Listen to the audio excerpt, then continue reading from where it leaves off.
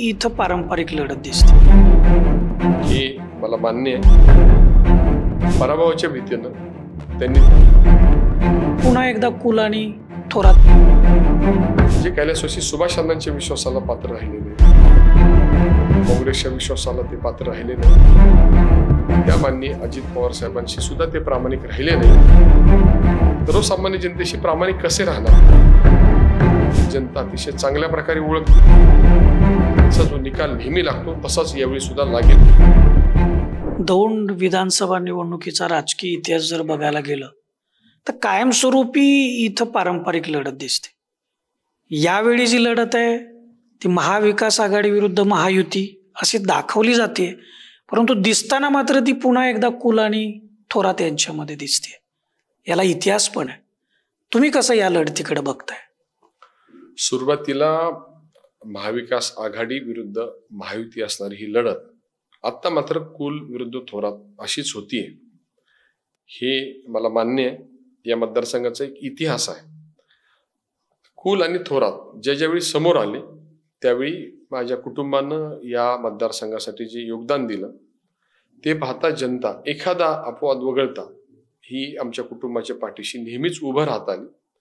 त्याच्यामध्ये माझे आजोबा कैलासवासी बाबूराव कुल, माझे वडील कैलासवासी सुभाष अण्णा कुल यांनी जो वारसा तयार केला तो जपण्याचं काम आमचे कुटुंबीय करत आहे.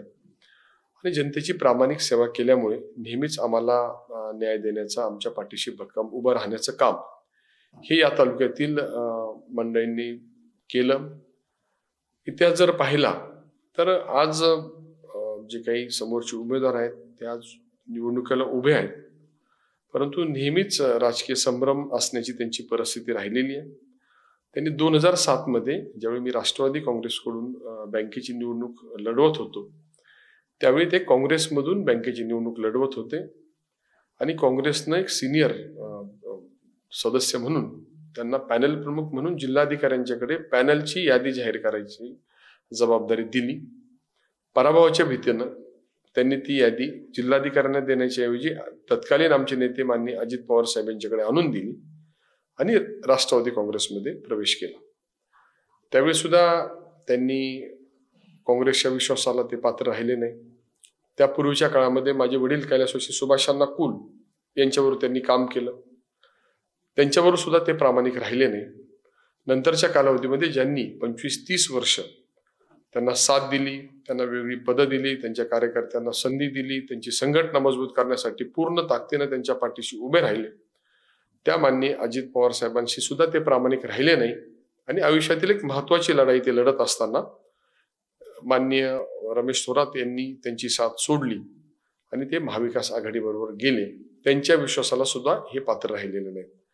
जे कैलासवासी सुभाष अण्णांच्या विश्वासाला पात्र राहिले नाही, जे काँग्रेसच्या विश्वासाला पात्र राहिले नाही, ज्यांनी यांच्या आयुष्यभर साथ देऊन पाठिंबा दिला, ताकद दिली, त्या माननीय अजितदादा पवार यांच्याशी सुद्धा प्रामाणिक राहिले नाहीत, ते या तालुक्यातील सर्वसामान्य जनतेशी प्रामाणिक कसे राहणार हा माझा निश्चितपणे प्रश्न जनतेला असणार आहे. आणि त्या दृष्टीनं हे मतदान होईल अशी माझी खात्री आहे.